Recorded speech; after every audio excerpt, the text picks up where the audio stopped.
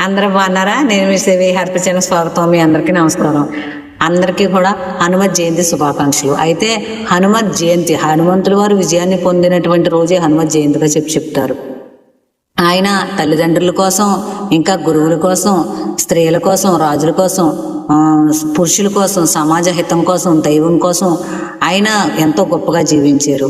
మనం మన కోసం జీవిస్తాం, ఎప్పుడు మన కోసం ఆలోచిస్తాం, కానీ ఆయన ఎప్పుడు ఆయన కోసం అంటే ఏమీ చేయలేదు, చేసుకోలేదు.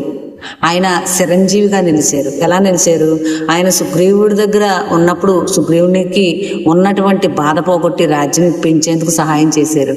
ఆయన రాముల వారి దగ్గరికి వచ్చినప్పుడు రాముల వారికి సహాయం చేసి సీత జాడని తెలిపారు. రాముల వారి చెవిలో ఆనందం అనే సంతోషాన్ని నింపారు. అలాగే సీతామాత చనిపోవాలనుకున్నప్పుడు ఆమెను బ్రతికించి ఆమెను రక్షించారు. ఆమెను చావు నుంచి నిర్ణయం మార్చుకునే విధంగా చేశారు.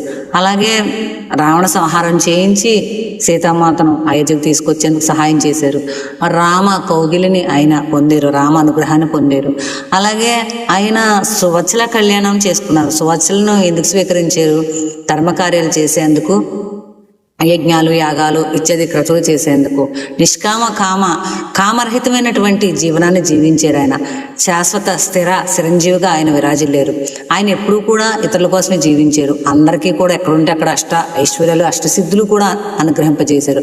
ఆయన ఉన్న చోట భూత పేత ప్రచాచారులు ఉండవు, నశింపైపోతాయి.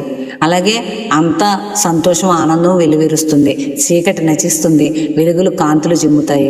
ఆయన ఉన్నకాడ అష్టలక్ష్ములు తాండవిస్తాయి. ఆయన ఉన్నకాడ యశస్సు, కీర్తి, విజయము, జయము.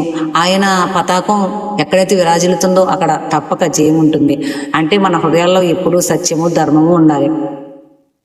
ఇది సత్యం. లైక్ చేయండి, షేర్ చేయండి. అందరం కూడా శ్రీ ఆంజనేయ స్వామిని నిత్యము అర్చించి పరలు పొందాం. Hi, by.